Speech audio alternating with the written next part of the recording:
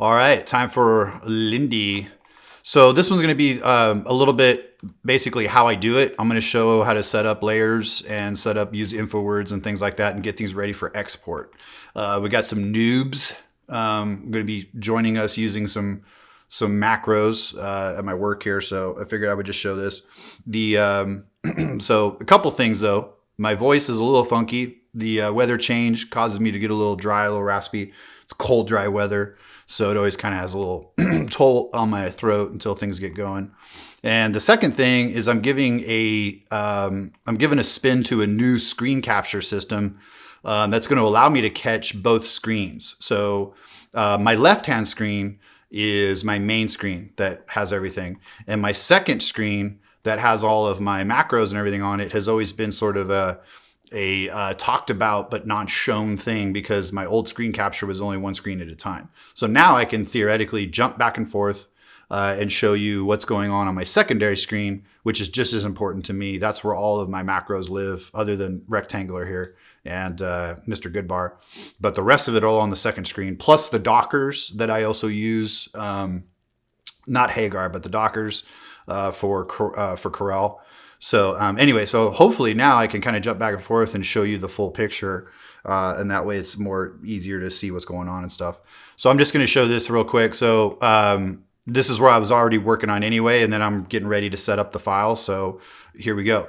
So for so I'm done. I imported the original, like the artwork from graphics, and then I went ahead and did all my construction and got everything laid out and it's ready to go. So now I stop this phase and I switch over to setting up files for production. So looking at what I need some O90 and I have 1/8 inch Macrolon Tough-Act polycarbonate backer.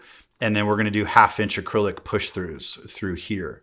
So I'm going to need pages for this. I'm not going to need, sometimes also you need a pattern, but I don't need a pattern for this. It's going to be a retrofit to an existing cabinet. So this face is just going to get fabricated, welded up, painted, and then push throughs put through it. And then out it goes to an existing cabinet. So what we're going to do is just set up the files. So, and this is funny because normally I would drag this over to my main screen to show you, but I'm just going to go ahead and work like I normally do. This is weird with the recording anyway. So what I do is on my launch pad here, and you can choose to put this wherever you want. But like I said, as a noob, you're going to want to keep go time and you're going to want to keep Launchpad. Like these are the two that basically launch things, and you can bring everything else up from here. But like I said, this is all the usual suspects, and I like to keep all this close to hand. So, but export files, this little frame is basically what these three things are for: layers machine, InfoWords, and send it. So what you're going to do is, skipping ahead here, we got to make new pages. So you don't have this. If you'll notice at your top standard toolbar here, I went ahead and put Rocket Ship there for you, which launches everything. But you can add these call outs for things that you use all the time. So these are just ways of calling things that you can actually call with go time. So you see this N, that's the N for naming things. That's namey. If you hit N here, it'll pop it up anyway. So it's called hi, my name is, I don't have to do this anymore. You can see it here. So hi, my name is, and what you can do with this is this creates pages ready to go. First, you have to make the page, and then take this stuff and import it. So what I do is I have auto list. So you can see I already have the materials. And so when I name a page, I'd first do the material. So you can see I got 1/2 inch clear acrylic. I have 063 white. So right at the top, 090 aluminum, usual suspects. So that is the first part of the name. And then over here, I have preloaded descriptors. So if I were to do letter face, do I have one of these? Let's see what we could do. We could do cabinet faces. There we go. Boom. So now I'm ready to go. 090 cabinet faces, make new page, bam. And you can see it loads it to the left, the first page right here, and it's an empty page. So now I just go, what else do I need? Let's do 1/2 inch. So go down here to 1/2 clear acryl. And then these are pushies. So I just call them pushies right here. Boom. Make new page. There you go. So I have a page ready to go for 1/2 inch clear. And as you can see, I'm naming each page based on material. And then that DXF is going to be sent as a material. And then so this is going to be 1/8 inch. So you come here and I have 125 clear tough ack. Okay. And then this is going to be pushy's backer. There you go. Make a new page. All right. So now I have it set up. Now what I like to do, this is just me because I have issues.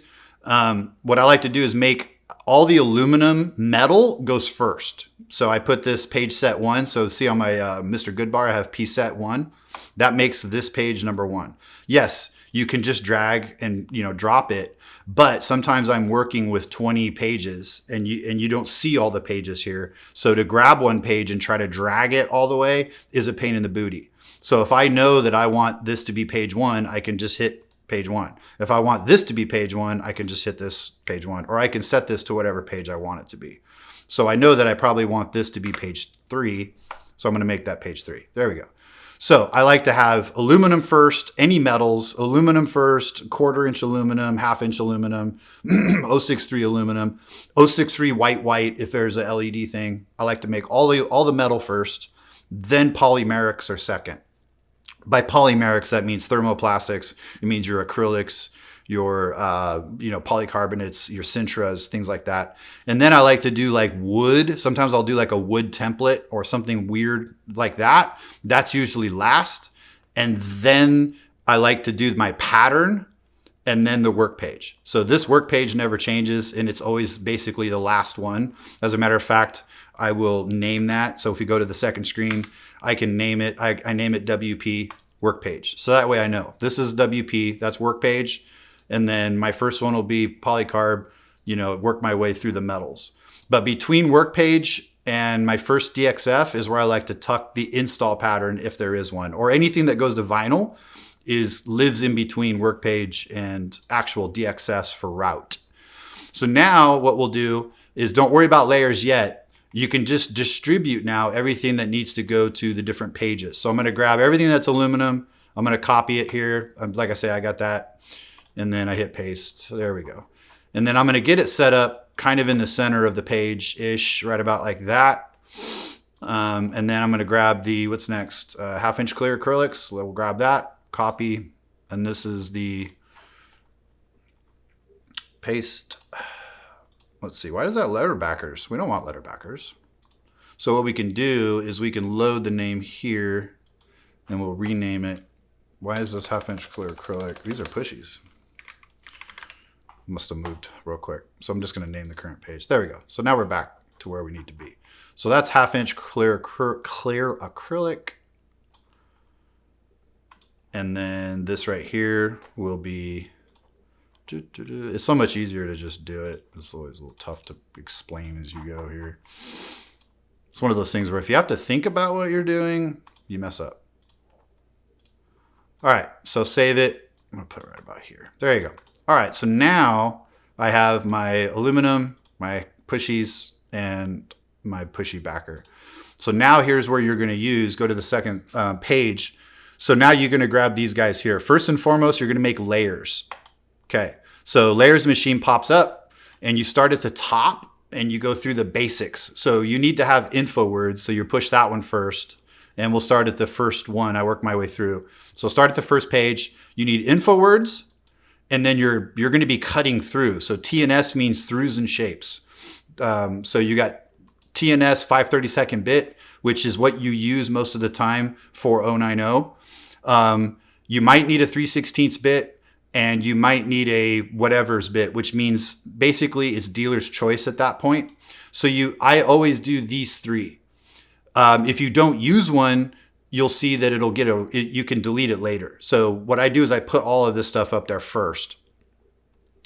So you need info words and you need 5/32, 3/16, and this right here is the core. You can use a 16th bit, but in aluminum, you just don't unless you have to. Talk to the router guy, talk to Jose about it. Make sure you don't have to, because it's going to be breaking a bit. It takes forever. Anyway, 1/8 inch bit, I still kind of like if you have to, if something needs to be detailed, but use it sparingly because it takes time. And again, you're snapping bits. And a 1/4 bit is not necessary unless you really need it to be a 1/4 bit.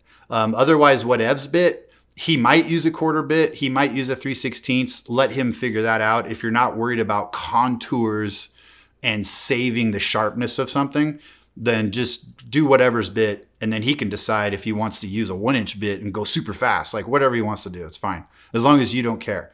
But if you know that it has to have the resolution of a 1/4 bit, then put 1/4 bit on there, and then there you go. Now, the second one down for me is constant. I always need a reference kiss. Now, the reference kiss here has the bit diameter, and so if you do want it to be a 16th bit for that reference kiss, if you need that line, like let's say here, these reference kisses, if you need them to be really, really small, then you can call out a 16th bit, but he's going to have to change that, and it's going to be a pain in the booty. So again, workflow is with 090, he pretty much uses a 5/32 bit on everything to cut everything out, to make these holes here, all of that. These scribe marks, 5/32 bit. So basically keep everything 5/32 bit. So that being said, this defaults to 5/32 here. And so what you're going to want to do is, do you want this reference scribe here? It's going to be a kiss. It's going to have an information on it there. Do you want it to be on center, which I do. So you push on center. Do you want it to be inside? So do you want the bit to go on the inside of that? Or do you want it to be on the outside?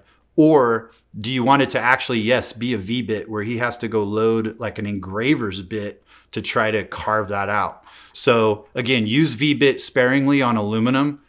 Pretty much V bit is only used for acrylics. That's what I use it for, polycarbs and stuff like that. So that's how you use that. Stud weld, kiss outside contour, that's locked. It's been deprecated. I don't use it anymore. I just need to remove it. But anyway, that's why it's grayed out. It used to be a whole separate strategy, but we don't do that anymore. So then the next is bend scribes. So this does get scribed and bent by fabrication. So if you have the bend scribes, you need to set up a layer for it. So I have them all preset. You have the material, and then you have the depth and the width of the bit. So all of this is always a 5/32 bit with a 0.045 depth. So you're going to make a layer. Boom. And it's going to ask you this to make sure it's the right one, because you could accidentally put something else, and then he just routes what he's told to do, and then boo-hoo, the part goes in the trash, and there's much sadness in the village. So you're going to say, discount double check. I'm going to say yes, and that adds it to the layers. And then we also have push through acrylic. So you see here, this is going to be pushed through. It's a whole different strategy. So you got to make sure that they go onto the layer that route can know that gets. He has to do special sauce to that. So what I'm going to do at this point is I'm just going to pick 1/2 inch acrylic. And because there's different strategies, and by strategy, I mean en route uses a different bit and it has a different setting. What you're doing essentially here by creating these layers is sending over the strategies, the bit strategies, to him. And that way he's going to be able to take it and make it a lot easier, and he knows what's up. So if you're telling him that I'm using 0.5 clear acrylic, these are going to be 1/2 inch push through acrylic, then I'm going to make that layer. Now it's going to ask again just to make sure, yes. Okay. So now I have this set up. I have a layer for the scribe. I have a layer for reference kisses here. These are going to be kissed just to give a target for studs. The blue color here is a push through. These are going to be 1/2 inch clear acrylic push throughs, and now he knows that. And then the rest is going to just be cut throughs and shapes, T and S, all the way through. So that's pretty much all you need to do for layers machine on this one. You just go through and pick each layer that you know you need. And each layer is a strategy, so you got to kind of know how routing works. But you don't need to be able to run the machine. You just got to know why you're sending it to him. To go through layers machine, to keep going, you have your stud mount tap holes. So when you do a flat cutout letter, you're going to send it over with 1024, or if you're using 1/4-20 studs, or if you're using 632 studs, you're going to send it over on a layer that he knows. That way he knows he has to switch over to a tiny bit. He knows, see, each of these is a strategy and en route that is set up to route a specific thing.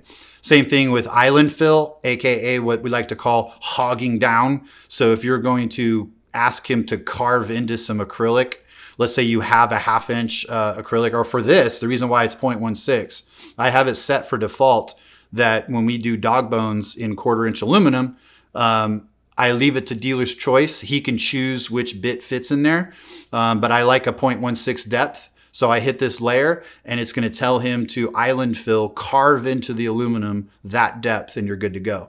Also, we have backed up acrylic. Let's say this was going to be backed up acrylic. Looking at this as a person off the street, would you know that this is pushed through? Or would you know that just a chunk of acrylic's going on the back of this? Could you tell that? No. If this is just going to be cut out and backed up, it's a different strategy than doing it for push through. So don't assume, again, here's one of the issues we run into is you're familiar with this job and you expect everyone else to just look at this job and go, I know what's going on. Why don't you read the work order? Blah, blah, blah.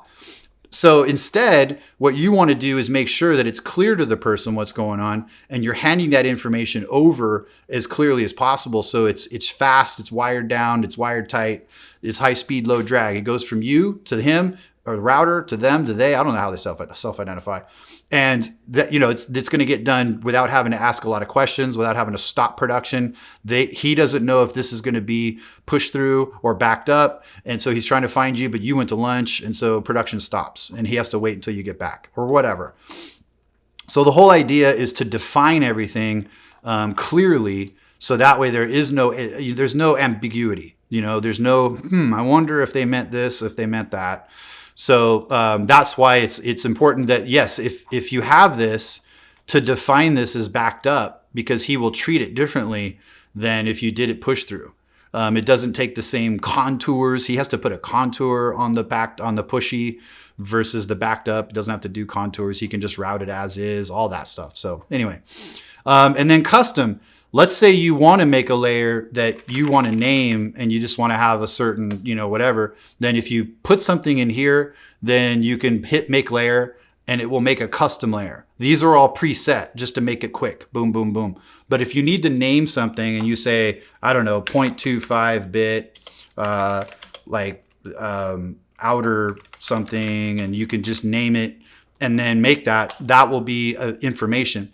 The whole point behind this, just so you know, is that the router guy or router girl or router they is going to look at this. So if you look over here on my second screen, you can see where this right here, you can see all the names now.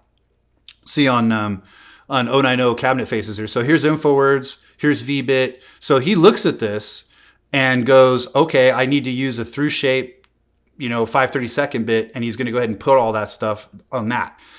He says, oh, these are push throughs. So he reads this and this immediately gives him the information he needs just in the name of the strategy. So he sees VBit reference kiss. He knows I want the skinniest bit possible and I want a super fine line and I just want a little bit of a line to see what's going on. InfoWords, everything on InfoWords means you don't route it. It's just purely for information. He can shut off this layer and then he can just look, ignore what it says. But anything you want to pass on to that person, you put it on InfoWords. You can type whatever you want. You can say face or whatever. Put this on InfoWords, and he knows that this doesn't get routed. If this was like accidentally in the throughs and shapes or whatever, he might go like, why are these out here? Are these flat cut out letters? Are these supposed to be with this? Was this supposed to be aluminum? Who knows? Again, but if you take this and put it onto InfoWords, then when he shuts it off, it's going to disappear. And then he's not going to see it. And he's going to understand that was just information you were trying to show, like, hey, do it this way. Watch out for this. Hey, I like you. You're funny, whatever. So funny looking. So anyway, so that's the whole point of doing the layers to begin with. If you're like, well, why do I have to do layers? So that's going to be it for this. This is easier because there's only one thing you're doing. These are push throughs. So you don't need the throughs and shapes because this isn't going to be cut through. If you basically put a layer for InfoWords, you need InfoWords and you need a push throughs, 1/2 inch acrylic. That's all you need. And then when he sees that this is going to be for 1/2 inch acrylic, he does the strategy that puts the contour around it, the lip, that allows it to slide in but not fall through. But all of that is basically triggered by the fact that it is on a push through acrylic, 1/2 inch clear acrylic push through layer, which is a strategy. So that's that. And then the 1/8 inch clear tough act, you're going to go ahead and do info words. You're going to do throughs and shapes of all three. Go ahead and layer it. And then these guys here, I like to see VBit, but he will also decide, hey, you know what? A 16th bit is fine. You know, I kind of leave it to him as long as you can read it. The problem is if like you take a bit that's too big, let's say, what do we got here? Let's throw an 1/8 inch bit on this. And if you go like that, you can see where the 1/8 inch bit is going to make it a little too, you know, blobby. If you were to do it with a 1/4 inch bit, you can't even read it. That's what I'm saying is it's important to call out the bit, because if you were to try to do this with an 1/8 inch bit, this is what you get. And you're like, well, I don't understand what that is. So I want that to be, you know, hairline, and I want it to be reference kiss, red hairline. So there you go. I would like to keep it as close to a hairline as possible. So when I say V-bit, technically he should take an engraver's bit and just kiss it, and it should make just a little V-bit in there. But a 16th is okay if he chooses to make a 16th inch bit on that, which is like right here. You know, that's okay. I'm not mad at that. It's, you know, not exactly what I asked for, but I get it because he might not have a V-bit loaded up, or they. So anyway, so I've got my info words on this one. Let's see what we got. 1/2 inch acrylics. Let's see, info words, V-bit, and we also have all of our throughs. So we're good if you look on the second one there.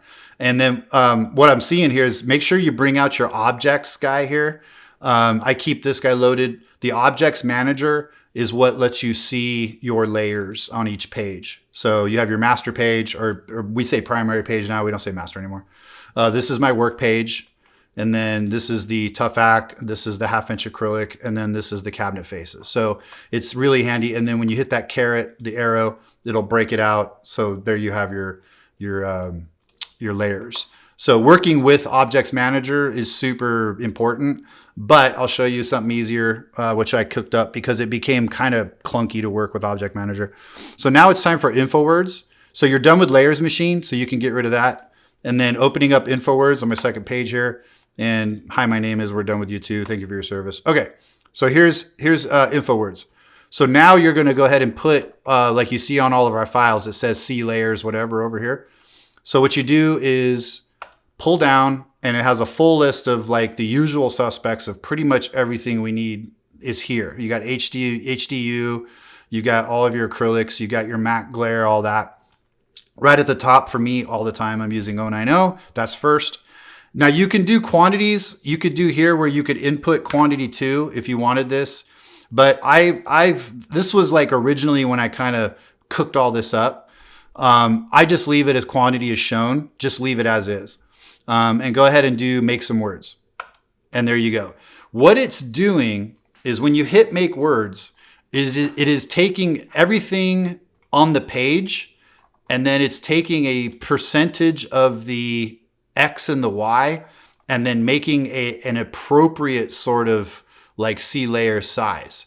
And then it kicks it to the left. That's all like built in. So if I were to have 2 of these like this, then it's going to take this into consideration, and you'll see how big C layers gets bigger because it's taking sort of a consideration of that and kicking it. So if you do use this and you hit make some words, and for some reason this is like this, it's because it's catching something. You might want to go to wireframe, and then you might be catching something over here that you accidentally brought in, and this thing's going, hey, there's all these like objects over here. I've had that happen. Or sometimes you'll have something on the guides layer and it'll catch that. So the whole idea though is when you hit make some words, then you'll get like that. And there you go. And then I'll kind of bring in it a little bit just to make it a little smaller, but I tuck it in there and we're good to go. And what it is like it sees C layers, so it lets, but pretty much everybody uses layers now. But it says C layers because there are layers, and then it gives you the material. And so he reads that and knows that it's that. And then quantity is shown as such. Now, if you wanted to do multiples of this, then Launchpad, if you look at Quick Draw, if you see the button that says quantity, then what you would do is you could put quantity 6, and if you hit quantity, then it will put it in the center of the screen, and you could put it there, and then you could actually just increase the size a little bit, kind of like that, get his attention. Or because it's a set, you can actually click these here, and you could say quantity 6 sets as shown, and it will create it like that. There you go. So that's more clear that you want basically all of this quantity 6 sets as shown. That's why this over here says quantity as shown. And so then he'll read this, and you always put this below. I like to put this below. Part of the reason why is that en route, unless you decide to do it differently, but back in the day when he will see quantity 6 sets as shown, it will make a duplicate 6 array, but it will make it go vertical. So the whole reason why, at least back in the day, that's how it was. So it was sort of like understood to keep, because instead of putting this here, Paul, my old guy, the old router guy, when I cooked all this stuff up, we had a lot of feedback back and forth. So originally it was like, yeah, put everything at the top, right here, buddy. But he's like, well, I have to move this, and then I do this, and then en route goes up with its duplicate array. So if I'm going to do 6 of these, I'll just go 6 duplicate array, and it will go up. So I'm like, okay, cool. And then also it will go this way. So that's why everything's to the bottom and everything's to the left.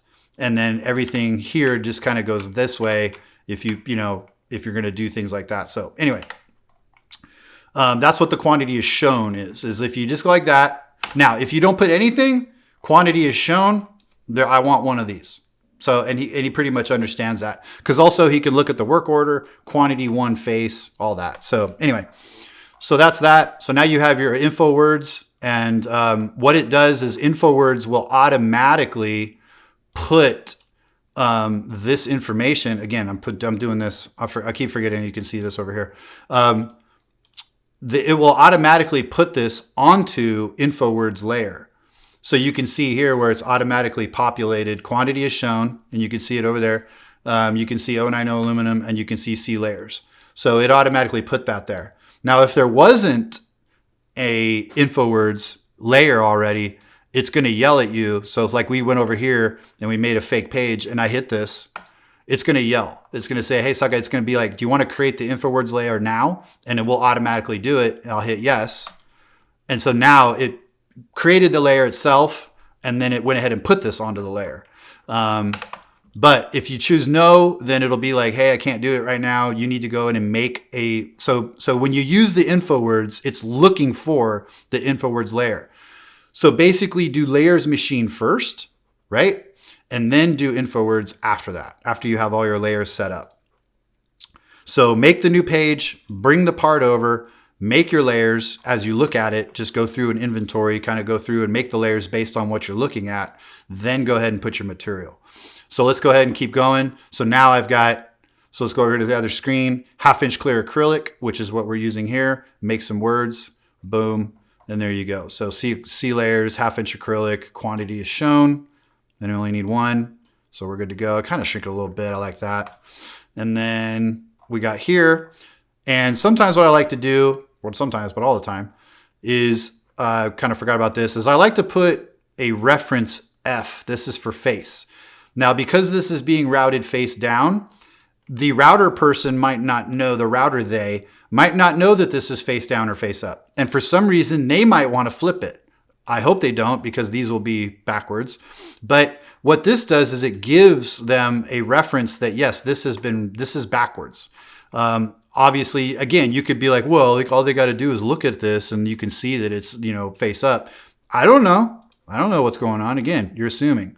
So I'll do this face up, and I'll kind of put this over here. That way it's clear. And then same thing here. Again, you can look at it and use quote unquote common sense, but who knows? So this just lets them know that, yes, this is mirrored face down. So if they're feeling like they need to flip something over, they need to understand that this is face down. 99% of the time, though, 4 out of 5 dentists would know that this is actually face down, of course, by looking at it. But you never know. You never know what's going on. So let's do our info words. So this one is going to be 1/8 inch Tuff-Ac Clear, Tuff-Ac, which is polycarbonate, but it's the brand name. We like to use this brand name because it's UL friendly. There we go. All right, so now let's go over here to the my second page, my second screen. And now that we're done with putting the layers on, the info words on each one, then what we're gonna do is we're gonna distribute all of the parts to the corresponding layers that you made, the strategies. So now we're gonna distribute basically the routing bit strategies to each layer. So that way it's clear, because right now you have a bunch of empty layers and everything right now is on layer 1. The default, you're always gonna have a layer 1 on your page. When you start up a new page, a brand new Corel document, all you have is guides and you have a layer 1. If you look over on the second screen there. So you have a layer 1 and you have guides. So everything goes on to layer 1. And the work page, you always work on layer 1. You do not worry about layers unless you want to work in layers, but it's way confusing in the work page. On the work page, you never work with layers until you're ready to export. And layers are only for routing, basically, or laser, different strategies and stuff there. But anyway, so let's distribute. So the third one on export files is called send it. So you pop this open and what it does is it loads all of the layers names, which is duplicating the objects manager here, but this is a lot easier to use. And what this will do is called find them. So everything in this panel here essentially hunts out all the parts and makes it easy to select and assign to bits, or to the layers, to the bit strategies. Back in the day, you had to go through and do like this, where you had to actually control, hold down like an animal, and shift, hold down or whatever, and you hope you don't miss one. So now though, if you use send it, so look on this other page here, what you do is now, I know that this is going to be info layer. So this guy here, we don't want to route this. So this goes on info words. So I come back to send it. I select info words right here and I hit send a layer. See right here, these are the things you're going to do. So hit send a layer and then you can hit hide and this gets it out of the way. That is what you're going to do. You're going to select, send, and then hide that layer and it gets it out of the way. And it's no longer visible and it's no longer available and you don't accidentally select it. So now we're going to go through and we're going to select everything and I want reference kisses. So you can see where it says ref kiss, the very first one, and it's selected ref kisses. Now make sure it's ref kisses, kind of look at it, and I'm going to send it to reference kiss on center 5/32 bit. And I'm going to hit send a layer and I'm going to hit hide and they're out of the way. So now I can just select everything again. Let's grab those pesky Ben scribes. So you can see here where it says Ben scribe and I'm going to send it to the Ben scribe layer, send a layer, hide. They're out of the way. Now I'm going to select everything again. Let's grab those push throughs.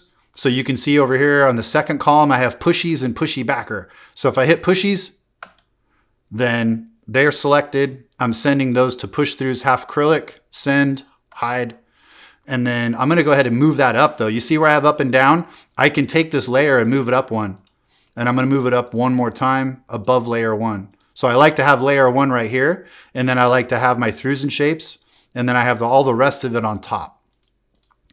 So right now, everything else is not visible. So if I select again, now these 4 buttons are a little tricky, but they're easy, whatever. What they are is to select which bit things fit on. So you want to make sure you get the right holes on the right bit strategies. So you see I have T and S throughs and shapes 5/32 bit. I'm going to go ahead and select everything and I'm going to hit 5/32 bit. And you can see where nothing is selected, right? There is no bounding box. See, that's a bounding box selected. If you go like this and you don't have anything, then you're good. Now don't worry about this layer. Don't worry about it. Next we do is select again. Let's move up to a 3/16 bit. Now that makes sense because these are 0.22. So in order to get in here, I would use a 3/16 bit. So I'm going to send these 8 objects to 3/16 bit, send a layer, hide. Now we should have 3 objects left, which we do. We have the 2 end caps and we have the actual panel, and that can go to whatever bit. He can either choose to route it out with a 3/16. He can choose to use the 5/32 for everything, which he probably will. But hey, I'm chewing it up for him, and I'm going to send it to layer, and then now we can hide it. Now this is how you can double check. Once you have everything distributed to layers, you should be able to select on your page, and there should be nothing. There should be a blank screen. That means you're not missing anything. That means you haven't forgotten anything.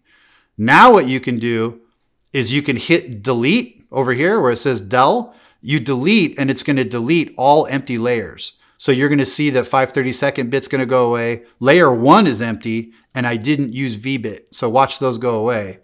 There you go. So now all of this is loaded, and there's no ambiguity. It's all clear. Everything's loaded, and now he has a mission. So when he opens this up, he'll have info words, and if you hit visible, now it's visible. There you go. So there's info words. He's going to turn on reference kisses, and he'll see these circles, and he'll just select that, load it up. He'll select Ben Scribe, visible, and he'll just select those. He'll select push throughs. There you go. He'll select the little holes up here, and he'll select the throughs and shapes. There you go. Now, what you could do though, theoretically, is if you hit hide all, it'll just hide them all. And if you hit visible all, it just makes it all visible again. But this is how you kind of can double check, how you can make sure that everything's good to go by making sure that everything is on a layer. That you do not export empty layers, because again, if a layer is empty, then it's like he'll think, well, was there supposed to be something on there? Am I missing something? Are you missing something? So don't send empty layers. It's okay to like make layers by accident. You know, I can use layers machine, like I will right now. I'll put more, I'll do an outside center shape. I'll do an inside shape. I'll do island fill, and let's do some stud holes.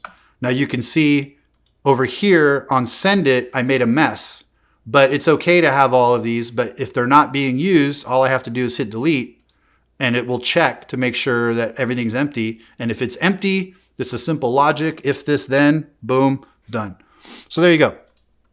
Let's do it 1/2 inch acrylic. Super easy. I'm just going to select all this. And if you hit refresh layers there you go. Hit that, send a layer, hide. Select this, info words, send a layer, hide, delete. Layer 1 goes away. Refresh layers, visible all. There you go. And then we're going to go to the tough act here. So again, I know that this is info words. Hit refresh layers, info words, hide. I know that I've got some reference kisses. I'm going to hit ref kiss. That goes on to VBit ref kiss, send, hide. And then I'm going to double check for sizes. First, I'm going to hit 5/32 bit. Nothing. So I'm going to hit 3/16 bit. Ooh, so these are 3/16. If I tried to put this onto the 1/4 inch bit or whatever's bit, NRoute won't tell you, hey, I have if NRoute has a bit that's loaded that's too big for this circle, it won't tell you like, hey, I'm not going to be able to route that because my bit's too big. It'll just skip it. And so the problem is you'll get this sent to fab or whatever, and these holes won't be there. And it's like, well, what happened to the holes? Like, oh, I missed those because I had a big old bit loaded up, but it wouldn't fit in there. But NRoute's not going to tell you that. NRoute's like, yeah, whatever, bro. Skip. So you got to make sure that you don't, that everything's accounted for is on the proper. That way, it's like a heads up for the router guy to be able to see that. So 3/16 bit, that's these holes. So I'm going to send that to the 3/16 bit layer, send a layer, hide, get them out of the way. And then now everything should be, do whatever you want, bro. I'm going to put that on whatever's bit. Because if I go like this and I hit 3/16 bit, that means everything's bigger than a 3/16. So I'm just going to send that to the whatever. And he can choose whatever he wants. And there's hide. Okay. Again, to double check, I'm going to select. There's nothing. And if you come over here to the object manager, let's close this up, and close this up. So now if you come over to the object manager, you can see that there's no arrow next to the layer name. That means this is empty and this is empty. So there's no arrow here. So you know that those are going to go away. So, and then you're good to go.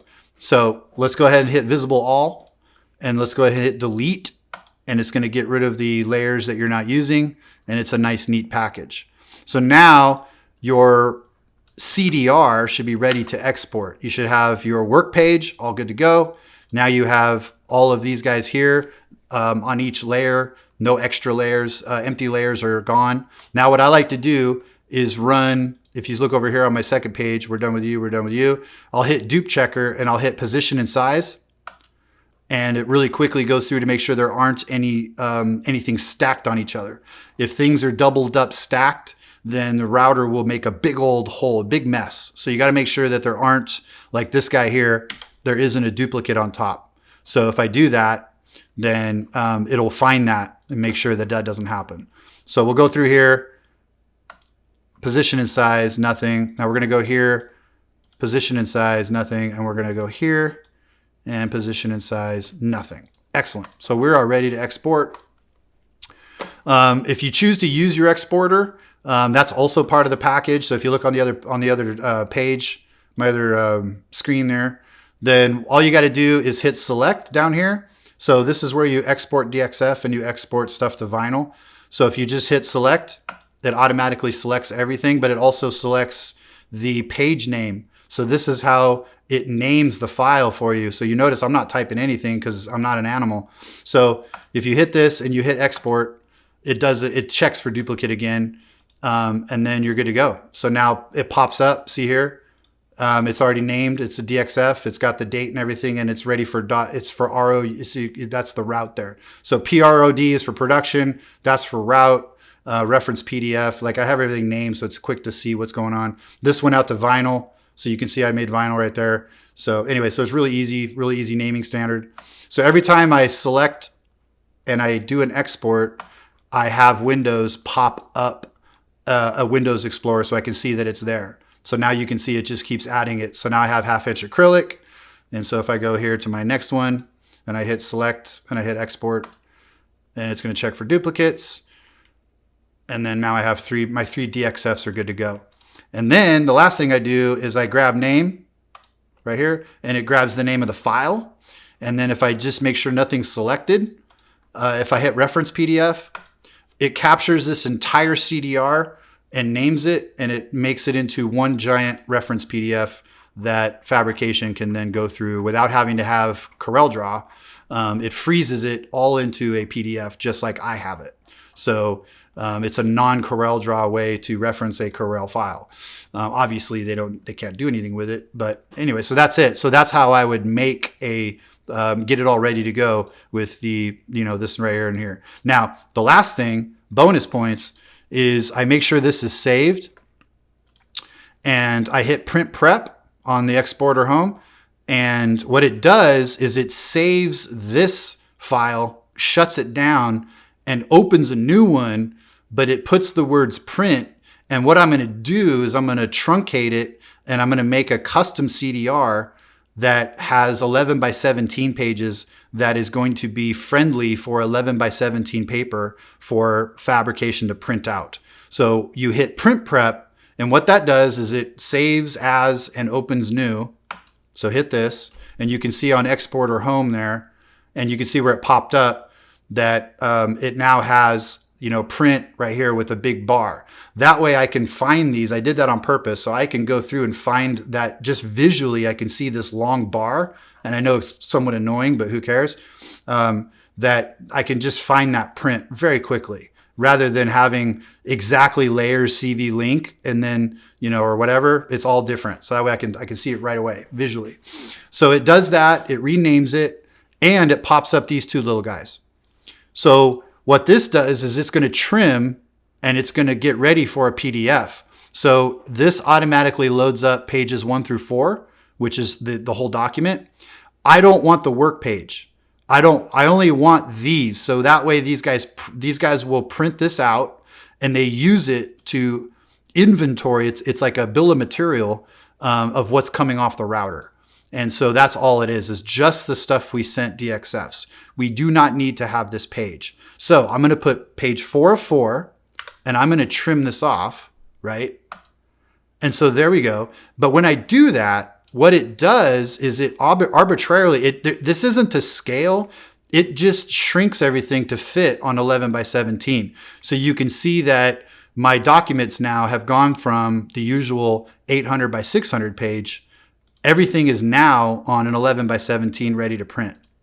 Okay. Then if you hit this button, it's going to put a quality control checklist that we have yet to implement, but I have it up here in the corner. So you could theoretically say, yes, route, and then put their name, and then fab, like, yeah, we got it, UV laser install, whatever. But, you know, it's whatever, wishful thinking.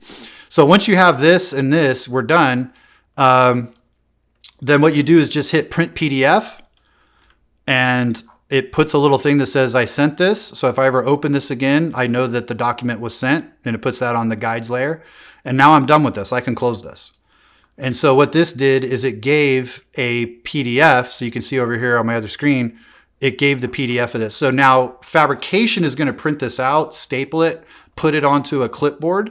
And then as it comes off the router, they can check that this little piece got routed. They can see that this piece got routed. They can look for this. They can make sure that this little apostrophe is there. They can try to find the I, you know, the two I's, wherever it went. They also know that they're going to need the centers of these A's. So they'll make sure that those exist somewhere, you know. Anyway, so all of this is to say that that's how they can look for all this stuff and inventory it. But that's how you make that. And all of that is done with the exporter. So if you choose to use that, I can show you in depth on that later on how to really use this. Very powerful. You can make different things anyway. So, but that's it. So loads of fun. So if you choose to actually get cracking on this, that's how you do it. So you have any questions, hit me up.